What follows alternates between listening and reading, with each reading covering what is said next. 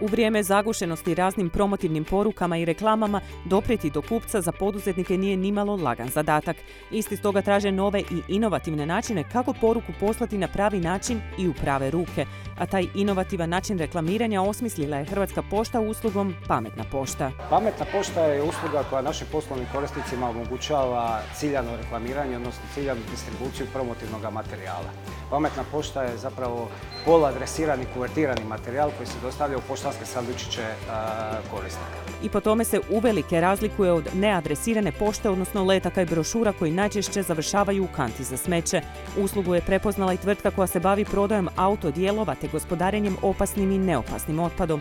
S testiranjem njezine učinkovitosti krenuli su kroz pilot projekt i nisu ostali razočarani. Nastavili smo koristiti uslugu koju mogu pohvaliti kao izuzetan alat za doprijeti do svih korisnika u Republici Hrvatskoj, jer putem njihove usluge možete doprijeti do mjesta gdje ljudima možda nisu dostupni neki drugi kanali oglašavanja. A dostupni su Hrvatskoj pošti zahvaljujući razgranatoj mreži koju čini više od 3000 poštara i nešto više od 1000 poštanskih ureda.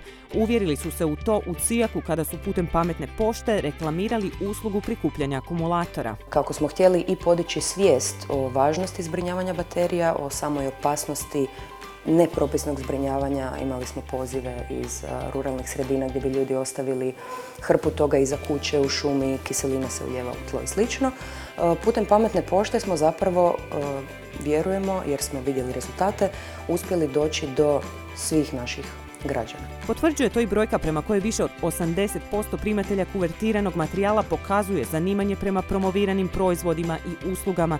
Usluga je stoga korisna i primateljima i korisnicima, odnosno poslovnim subjektima. Osim što poslovni korisnici korištenjem usluge Pametne pošte mogu ostvariti financijsku uštedu u odnosu na nekakve klasične marketinške alate ili na masovnu distribuciju promotivnih materijala, Pametna pošta omogućava im da ostvare jedan osobni pristup prema potencijalnom tržištu, odnosno prema kućanstvima. Stoga je jednako korisna i velikim i malim tvrtkama, a dodatna je prednost usluge što obuhvaća cjelokupan promotivan proces. I dizajn same promotivne poruke, tisak promotivne poruke, kuvertiranje, adresiranje i u konačnici distribuciju na području cijele Republike Hrvatske. Inovativni oblik reklamiranja u kojoj Hrvatska pošta nema konkurencije u kratko su vrijeme prepoznale brojne tvrtke, ne čude stoga velike ambicije. Konstantno ulažemo napore da proširimo te atribute, odnosno da našim ugovornim korisnicima pružimo još bolji odabir ciljanog tržišta, još bolje ciljano nekako oglašavanje, ali jednako tako da